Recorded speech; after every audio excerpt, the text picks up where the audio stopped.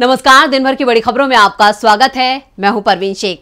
आज इस बुलेटिन में बात होगी मोदी पर संघ प्रमुख मोहन भागवत के वार की, राजस्थान में प्रियंका की एंट्री से बीजेपी के दर्द की, ईवीएम को लेकर बीजेपी के खेल की, मिजोरम में मोदी को लगे बड़े झटके की। इसके साथ ही देखेंगे कि जाने माने कार्टूनिस्ट इरफान की किस खबर पर पड़ी तिरछी नजर, और बुलेटिन के आखिर में बात कांग्रेस के निशाने पर आए पीएम मोदी की। इसके साथ ही और भी कई बड़ी खबरों से आपको करवाएंगे रूबरू, लेकिन तमाम बड़ी खबरों से पहले एक नजर सुर्खियों पर। द्वारका रामलीला ग्राउंड के दशहरा कार्यक्रम में शामिल हुए पीएम मोदी। लालू यादव ने पटना के गांधी मैदान में रावण दहन कार्यक्रम में लिया हिस्सा। छत्तीसगढ़ में पोस्टर वार शुरू, बीजेपी के पोस्टर पर सीएम भूपेश बघेल का पलटवार, कहा पिछड़ों, आदिवासियों, दलितों को गाली देना बीजेपी की परंपरा। महुआ मोइत्रा की बड़ी मुश्किलें, दर्शन हीरानंदानी ने हलफनामे पर तोड़ी चुप्पी, कहा मैंने किसी दबाव में हलफनामा नहीं दिया बल्कि अपनी स्वेच्छा से हलफनामा दायर किया। राजस्थान विधानसभा चुनाव को लेकर गहलोत सरकार में मंत्री प्रताप सिंह ने बीजेपी पर साधा निशाना, कहा बीजेपी को जितना घमंड था वो टिकट घोषित होने के बाद टूटा, बीजेपी काम के आधार पर चुनाव नहीं लड़ रही है। ये तो थी सुर्खियां, और अब बात आज की सबसे बड़ी खबर की। पिछले 7 महीने से मणिपुर जातीय संघर्ष की आग में सुलग रहा है। मणिपुर को लेकर पीएम मोदी और राज्य की बीजेपी सरकार पूरी तरह से फेल नजर आती है। दो समुदायों के बीच इस संघर्ष में 150 से ज्यादा लोगों की जान जा चुकी है। इस बीच आज विजयदशमी के मौके पर आरएसएस प्रमुख मोहन भागवत ने मणिपुर को लेकर मोदी सरकार पर सवाल खड़े किए हैं। तो क्या कहा है मोहन भागवत ने, देखते हैं ये रिपोर्ट। देश के पूर्वोत्तर राज्य मणिपुर में फैली हिंसा की आग थमने का नाम नहीं ले रही है। इस साल 3 मई को राज्य में भड़की जातीय हिंसा आज भी जारी है। वहीं पीएम मोदी ने मणिपुर को लेकर अपनी आंखें बंद कर ली है। इस बीच राष्ट्रीय स्वयंसेवक संघ प्रमुख मोहन भागवत का अहम बयान सामने आया है, जिसमें उन्होंने सवाल करते हुए कहा, मणिपुर जैसे शांत राज्य में यह हिंसा की आग फैलाई किसने। नागपुर में दशहरे के मौके पर कार्यक्रम को संबोधित करते हुए उन्होंने कहा, मणिपुर शांत था, अचानक आपसी फूट की आग कैसे लग गई। मणिपुर हिंसा के पीछे सीमा पार के आतंकवादी थे। मैतेई और कुकी समाज को किसने एक दूसरे के सामने खड़ा किया। सीमावर्ती क्षेत्र है, वहाँ झगड़े हों, इसका किसको फायदा है। मणिपुर में झगड़ा निर्माण करने वाले बाहरी ताकत हैं क्या। गृह मंत्री, अन्य मंत्री वहाँ जाकर बैठे, शांति की प्रक्रिया चलते हुए हिंसा भड़काने वाले कौन थे, देखने पर पता चलता है ये हुआ नहीं, करवाया गया है। आरएसएस प्रमुख के इस बयान से समझा जा रहा है कि उन्होंने पीएम मोदी का नाम न लेकर ही उन्हें इस जातीय संघर्ष के लिए जिम्मेदार माना है। वहीं अमित शाह को मणिपुर जाने की भी बात कही है। इसके साथ ही मोहन भागवत ने यह भी कहा कि 2024 के लोकसभा चुनाव से पहले कुछ लोग भावनाएं भड़काकर वोट हासिल करने की साजिश रच रहे हैं, जिस पर शिवसेना सांसद संजय राउत ने भी पलटवार किया। संजय राउत ने कहा, अगर अलग अलग विचारधारा वाले लोग इंडिया गठबंधन में आए हैं और वो तानाशाही के खिलाफ लड़ने की कोशिश कर रहे हैं, तो मोहन भागवत को देश, लोकतंत्र और संविधान को बचाने के लिए इंडिया गठबंधन का समर्थन करना चाहिए। मोहन भागवत के बयान पर कपिल सिब्बल ने भी निशाना साधा है। सिब्बल ने कहा कि उनकी बातें समाज में एकता रखने के लिए बेहद जरूरी हैं, लेकिन समाज तोड़ने का काम कौन कर रहा है, आपके लोग ही कर रहे हैं। तो सबसे पहले आप ये बात जो लोग सत्ता में बैठे हैं उन्हें समझाइए। संघ प्रमुख के इस बयान से सियासी घमासान तेज है। वहीं राजस्थान के सियासी घमासान में प्रियंका की एंट्री से बीजेपी परेशान है। विधानसभा चुनावों के लिए अभी राजस्थान में स्टार प्रचारकों की सूची जारी नहीं हुई है, लेकिन कांग्रेस महासचिव प्रियंका गांधी इससे पहले ही यहां की कमान अपने हाथ में लेती नजर आ रही हैं। हिमाचल की तर्ज पर अब राजस्थान में भी प्रियंका कांग्रेस की जिम्मेदारी संभाल रही हैं। तो कैसे राजस्थान में प्रियंका की एंट्री से बिगड़ा बीजेपी का खेल, देखते हैं ये रिपोर्ट। राजस्थान के चुनावी समर में प्रियंका की एंट्री से तापमान में उबाल आ गया है। जहां जहां प्रियंका की रैली है, वहां वहां बीजेपी को महिला वोट बैंक खिसकता दिख रहा है, क्योंकि राजस्थान में महिलाओं के बीच प्रियंका की डिमांड ज्यादा है। दरअसल कांग्रेस हाईकमान की तरफ से राजस्थान विधानसभा चुनावों की कमान इस बार प्रियंका गांधी ही संभालती नजर आ रही है।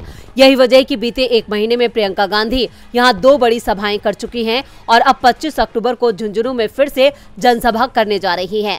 करीब 4 दिन पहले प्रियंका दौसा पहुंची थी, जहां वो ईआरसीपी के लिए आयोजित जन जागरण अभियान में शामिल हुई थी। इससे 1 महीने पहले प्रियंका ने निवाई में जनसभा की थी।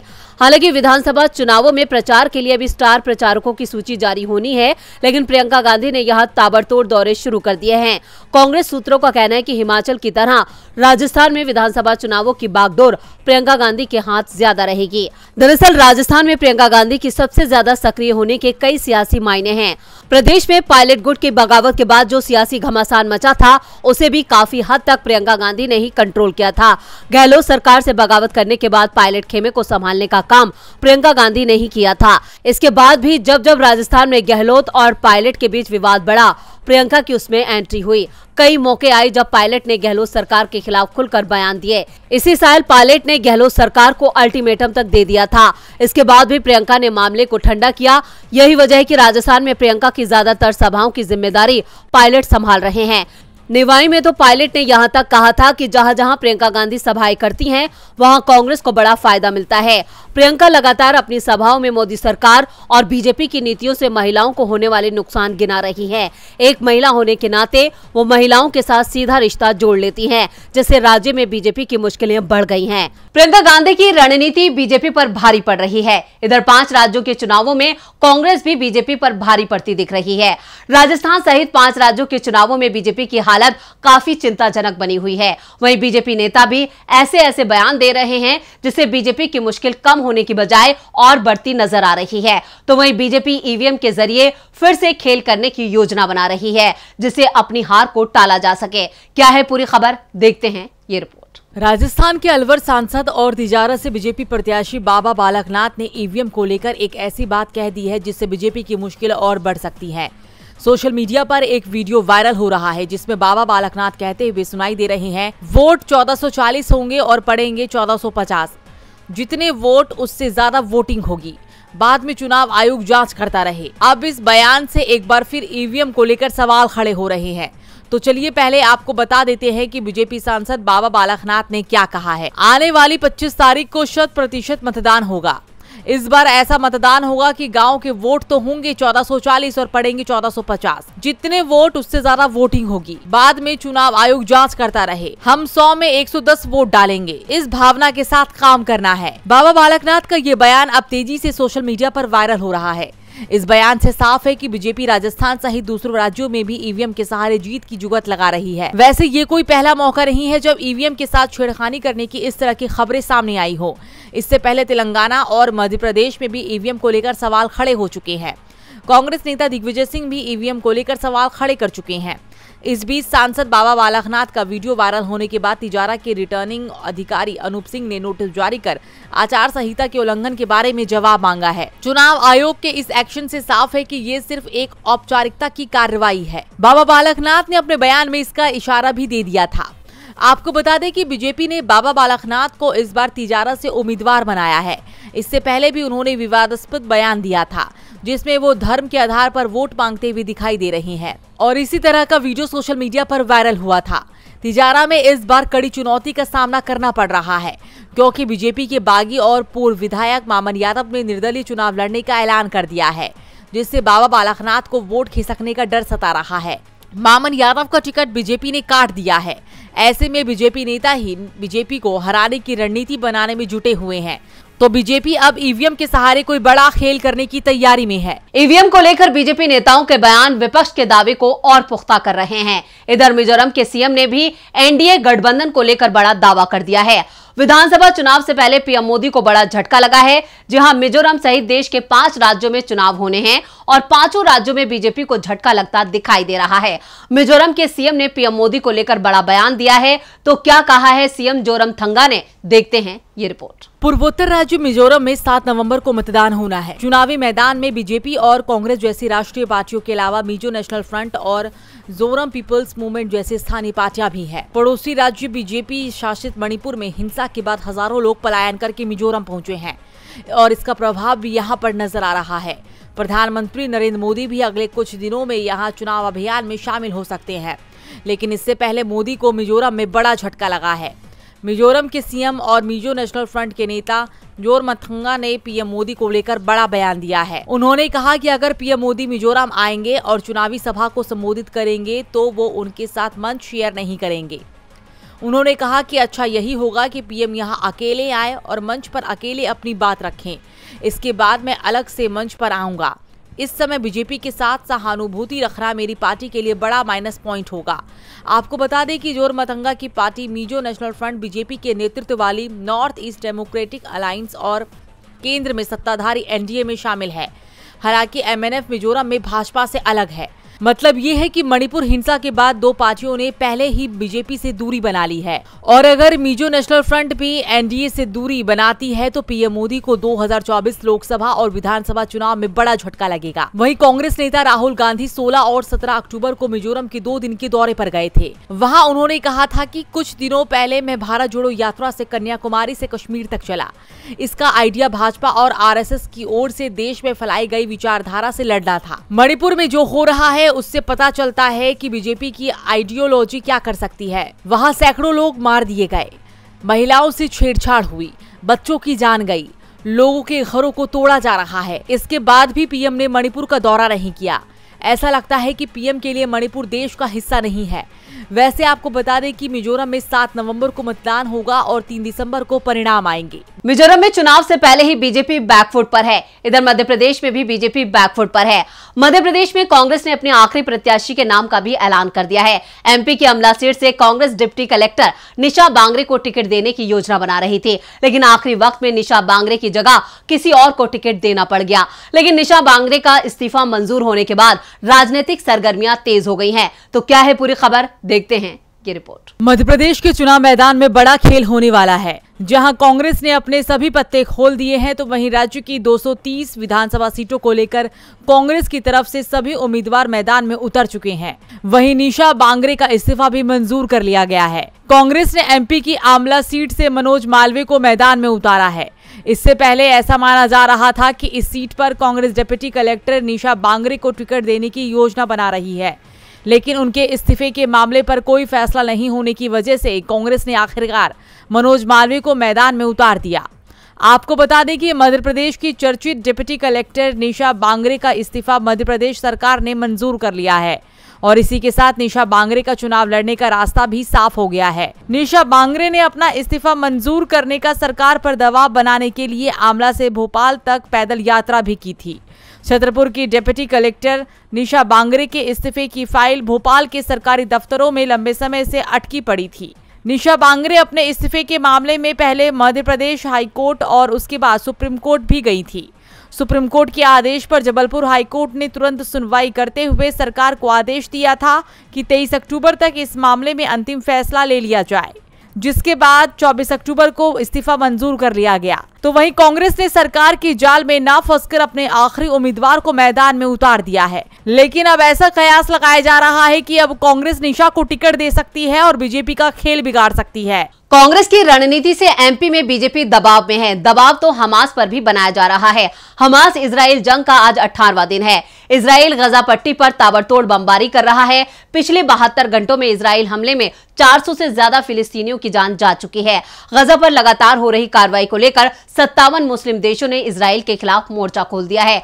तो वहीं अब अमेरिका के पूर्व राष्ट्रपति बराक ओबामा ने भी इजराइल को कड़ी चेतावनी दी है। तो क्या कहा है ओबामा ने, देखते हैं ये रिपोर्ट। गजा को इजराइल लगातार निशाना बना रहा है। वहां आम जरूरत की चीजों की कमी हो गई है। यहां तक कि पीने के लिए पानी की भी किल्लत अभी से दिखाई दे रही है।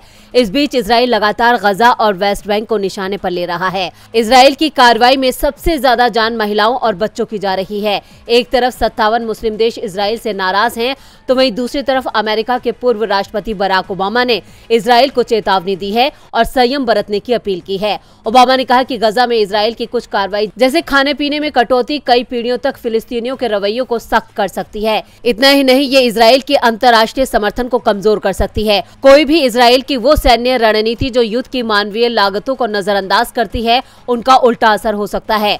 गजा में लोगों के लिए भोजन, पानी और बिजली काटने के इजराइल सरकार के फैसले से न केवल बढ़ते मानवीय संकट का खतरा है, बल्कि ये पीढ़ियों के लिए फिलिस्तीनियों के रवैयों को और अधिक कठोर कर सकता है। उन्होंने कहा कि अगर इजराइल युद्ध में गजा के नागरिकों के मानवीय पहलुओं को नजरअंदाज करता है तो इसका खामियाजा भुगतना पड़ सकता है।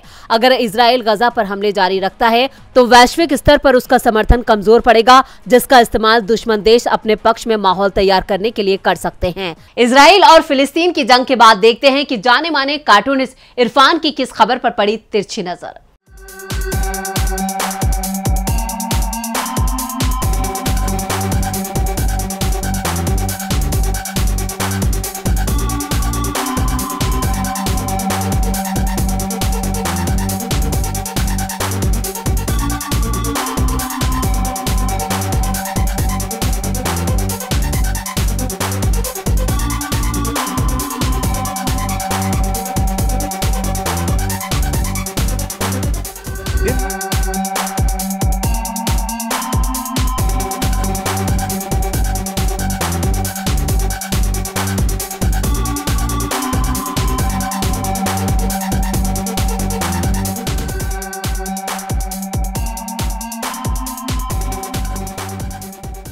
दशहरा बुराई पर अच्छाई की जीत का त्यौहार है। बुराइयां जैसे कि अन्याय, अत्याचार, सामाजिक भेदभाव, नफरत, इनमें अब एक नया नाम भी जुड़ गया है, फेक न्यूज़। तो ज़रूरत है लोगों के दिलों में गहरी जगह बना चुके इन बुराइयों के रावण को खत्म करने की।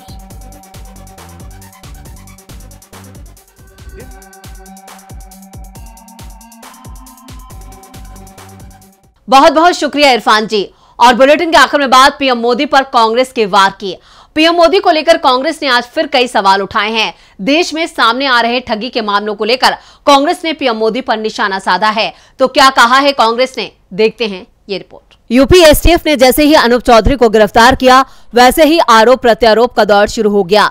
अनूप चौधरी खुद को रेल मंत्रालय का सदस्य बताता था। उत्तराखंड पुलिस ने उस पर 15,000 का इनाम घोषित किया हुआ था। चौधरी ने अपना जलवा दिखाने के लिए फर्जी पुलिसकर्मी भी सुरक्षा के लिए तैनात कर रखा था। इससे पहले यूपी एसटीएफ ने अप्रैल के महीने में लखनऊ में संजय प्रकाश राय उर्फ संजय शेरपुरिया नाम के शख्स को गिरफ्तार किया था, जो खुद को केंद्र की बीजेपी सरकार का करीबी बताता था। विभूति खंड इलाके से गिरफ्तार किए गए संजय शेरपुरिया पर करोड़ों रुपए की ठगी का आरोप है। इतना ही नहीं, 2 मार्च को जम्मू कश्मीर पुलिस ने किरण पटेल नाम के ठग को गिरफ्तार किया था, जो खुद को प्रधानमंत्री कार्यालय का एडिशनल डायरेक्टर बताता था। मोदी सरकार में लगातार ठगों की बढ़ती संख्या और करोड़ों के घपले को लेकर कांग्रेस ने बीजेपी पर निशाना साधा है। कांग्रेस ने सोशल मीडिया एक्स पर लिखा कि इन दिनों देश में मोदी सरकार से जुड़े महाठग घूम रहे हैं। कोई खुद को पीएमओ का अधिकारी बताता है तो कोई मोदी सरकार का सदस्य बताता है। पिछले दिनों कई ठग पकड़े गए, आज एक और ठग पकड़ा गया, अनूप चौधरी। अनूप बीजेपी का कार्यकर्ता है और पीएम से लेकर गृह मंत्री के साथ इसकी तस्वीरें हैं। ये खुद को मोदी सरकार का सदस्य बताकर ठगी करता था। कई साल से ये ठगी चालू थी। जब मामला हद से ज्यादा बढ़ गया और कंट्रोल से बाहर जाने लगा तो अब इसको गिरफ्तार किया गया। लेकिन सवाल अब भी वही है, ये सारे ठग प्रधानमंत्री से जुड़े हुए क्यों हैं? मोदी सरकार में इनकी दखल क्यों है? पीएम मोदी से ठगों का क्या रिश्ता है? अब देखना दिलचस्प होगा कि कांग्रेस के इस वार पर बीजेपी क्या पलटवार करती है। तो आज इस बुलेटिन में इतना ही। देखते रहिए डीबी लाइव। नमस्कार।